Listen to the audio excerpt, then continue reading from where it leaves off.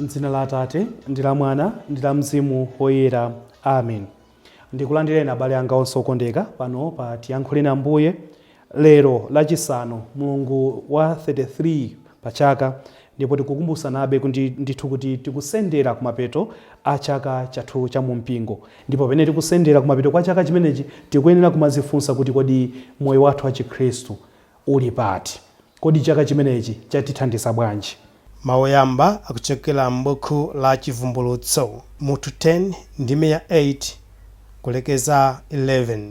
Amene akutiwerengera mawu oyamba ndi Mr. Thokozani Gama, mphunzitsi pa Child Jesus Minor Seminary, Nankunda, mu Diocese ya Zomba. Mawu a mtengo wabwino akuchokera mu mtengo wabwino wa Luka Woyera, Luka mutu 19 ndime ya 45 kulekeza 48. Amene akutiwerengera mawu a mtengo wabwino komanso kutigawira mawu ndi Reverend Father Santos Mpingu, a rector a Child Jesus Minor Seminary, Nankunda, mu Diocese ya Zomba. Mawu oyamba. Mawu a m'buku la Chivumbulutso. Chivumbulutso mutu 10 kuyambira ndime ya 8 kulekeza 11. Pamenepo mawu amene ndidamva kuchokera kumwamba adandilankhulanso adati, pita katenge kampukutu kofukutula kaja kamene kali m'manja mwa mngelo woponda pa nyanja ndi pa mtunda uja.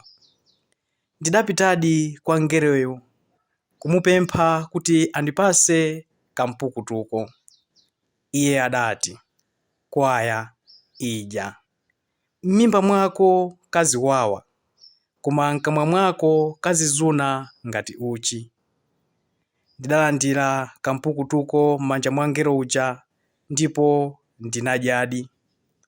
M'kamwamu kankazuna ngati uchi, koma nditakameza m'mimbamu munkawawa. Pamenepo adandiwuza kuti uyenera kulengezanso za mitundu yambiri ya anthu, za zilankhulo zosiyanasiyana ndi za mafumu ambiri. Mawu a Ambuye. Ambuye akhale nanu. Mthenga woyera monga adalembera Luka Woyera. Ulemu kwa inu Ambuye. Luka mutu 19 kuwerenga ndime ya 45 kulekeza ndime ya 48. Pa nthawi yomweyo Yesu adalowa m'nyumba ya Mulungu nayamba kutulutsa anthu amene ankachita malonda m'menemo. Adawawuza kuti, malembo akuti, nyumba yanga idzakhala nyumba yopemphereramo, koma inu mwayisandutsa phanga la achifwamba. Yesu ankaphunzitsa m'nyumba ya Mulungu tsiku ndi tsiku. Akulu a ansembe, aphunzitsi amalamulo ndiponso akulu a Ayuda ankafuna kumupha, koma adasowa chochita, chifukwa anthu onse ankatengeka nawo mtima mawu ake. Mthenga wa Ambuye. Ulemu kwa inu Ambuye Yesu Khristu. Abale anga okondeka, mawu athu oyamba aja tikumva zinthu zovuta kumvetsa. Tikumva kuti akuti Yohane adamva kuchokera kumwamba, adamva mawu kuti pita katenge kampukutu kofukutula kaja kamene kali m'manja mwa mngelo woponda pa nyanja ndi pa mtunda uja. Ndipo kuti Yohane atapita, mngelo uja adamuwuza kuti, kwaya idya. M'mimba mwako kaziwawa, koma m'kamwa mwako kazizuna ngati uchi. Ndakuti iye atadya m'kamwa modi kankazuna ndithu ngati uchi, koma akuti kankawawa ndithu m'mimba. Yohane pamene amalemba buku la Chivumbulutso amagwiritsa ntchito mawu amene kungowatenga amene alilimo nkutha kovuta kuti tiwamvetsetse bwinobwino. ngati mawu amene tamvawa kuti munthu adye buku la mawu a Mulungu kutakhala kovuta. Koma chimene ngelo chamatanthauza nchaona kuti mawu amene ndikukupasawa onsewa ndithu uwatenge ndithu akhale mwa iwe. Mawu onsewa ndithu uwatenge ndipo pasapezeke liwu lina lake lolisiya, chifukwa mawu onsewa ali ndi tanthauzo. Usasankhe pokuti uwerenge ayi.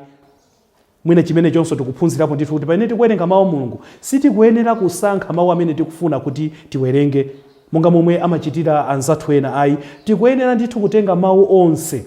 Chifukwa chakakumuza kuti adye kabuku konse kaja. Atenge ndithu mawu a Mulungu onse aja, Baibulo lonse alikhulupirire kuti ndi mawu a Mulungu.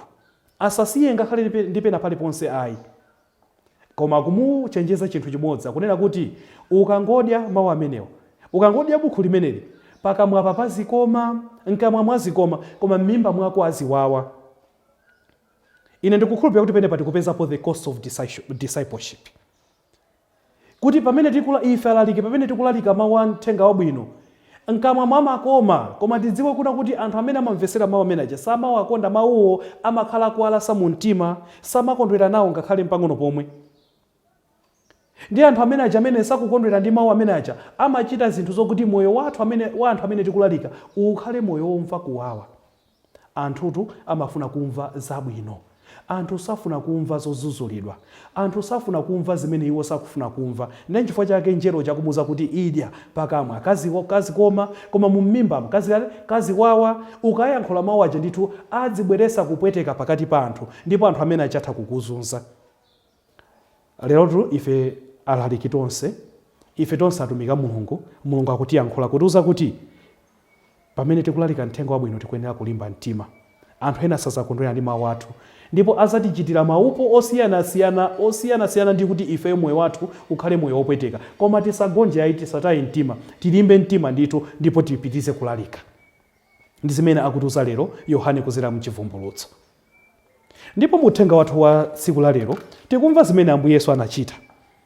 Akuti adalowa m'nyumba ya Mulungu, ndipo atafika mmene muja anapeza anthu akuchita malonda osiyanasiyana. Ndipo kuti tiyang'anisise kwenikweni sikuti malonda amene amachitaja amakhala malonda alakwika kwenikweni. Fa kwambiri anthu amagulisa zinthu zokuti anthu akachitire nsembe, amagulisa nkhosa, amagulisa ziweto zosiyanasiyana, komanso mkati momwe muja munali anthu amene amasinthanisa ndalama. Chifukwa chokwe anthu amatha kuchokera kudera lina kufika uku ndi ndalama yawo, kuti agule kuchako samalola kugula pa ndalama ina, amene akusintha kayi ndalama ija nchonga chokuti agule nsembe yawo kuti akatani akapereke. Choncho sikuti amachita kwenikweni zinthu zolakwika, koma Ambuye Yesu akuwuza kuti mukuyenera kuchita zinthu pamalo ake oyenerera. Nyumba ya Mulungu ikuyenera kungokhala molalika Uthenga Wabwino. Mukuyenera kukhala m'malo mokuti anthu amve mawu achipulumutso.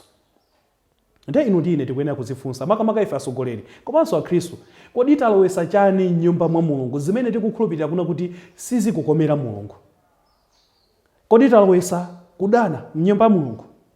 Kodi talowesa miseche m'nyumba ya Mulungu? Kodi talowesa maboza m'nyumba ya Mulungu? Kodi talowesa business m'nyumba ya Mulungu kumalalika Uthenga Wabwino ndi cholinga choti tipeze ndalama? Kodi tabweresa chani m'nyumba mwa Mulungu chimene lero kuti Ambuye Yesu abwere achitulutsa? Choncho Ambuye Yesu akutikumbusa kuti pali zinthu zina zimene talowesa m'chalichi, zimene talowesa m'nyumba ya Mulungu, zimene sizikuyenera kulowa, zimene sizikuyenera kukhala m'nyumba ya Mulungu ayi. Lero akutipempha kuti tizituluse zimenezo. Kodi mayimbidwe athu mayimbidwe otani? Pena tikumaseka, timadabwa ndithu kuona mene makwaya athu makamaka makwaya athu achikatolika mene asinthira mwalo moyimba zokuti ziwathandiza anthu kupemphera, mwalo wa dansi m'chalichi. Kodi talowesa chani? Talowesa dansi ino amene muli makwaya osiyanasiyana, talowesa chani m'chalichi makamaka cha chikatolika? Talowesa chani? Talowesa kodi bandi? Makwaya ena lero tikuyenera kungwatchula kuti mabandi, si makwaya anso iyayi. Komanso nyumba ya Mulungu imene ipaja Paulo oyera kutiuza kuti thupi lathu lili ndi kachisi wa Mulungu. Chonchonso nyumba ya Mulungu imene ikuyimirira thupi lathu. Nde inu ndine tikuyenera kuzifunsa kuti kodi ndalowesa chani m'thupi mwangamu zimene sizikugwirizana ndi zimene Ambuye Yesu akufuna? Kodi ndalowesa umbombo mwa ine? Kodi ndalowesa kuyipa mtima wa nkhanza, kumachitira matupi matempire anthu ena nkhanza? Kodi ndalowesa kuzikonda m'thupi mwangamu? Ndi chani chimene chili mu mtima mwangamu chimene chingapangise kuti Ambuye Yesu akabwera achitulusa? Timpemphe Ambuye Yesu kuzera mawu athu amene tawerenga lero kuti choyamba tilandire mawu a Mulungu onse, ndipo tikawalandira tikawalalike posatengera kuti anthu ena aganiza zotani. Tikawalalike monga momwe alili, komanso tichonse china chilichonse mwa ife komanso mu mpingo chimene chikupangisa kuna kuti Ambuye Yesu asakondwe nacho. Tikatero choncho ndi kuti tikhaladi Akhristu enieni ndipo tidzakondwera naye mpaka muyaya. Amen. M'dzina la Atate ndi la Mwana ndi la Mzimu Woyera. Amen.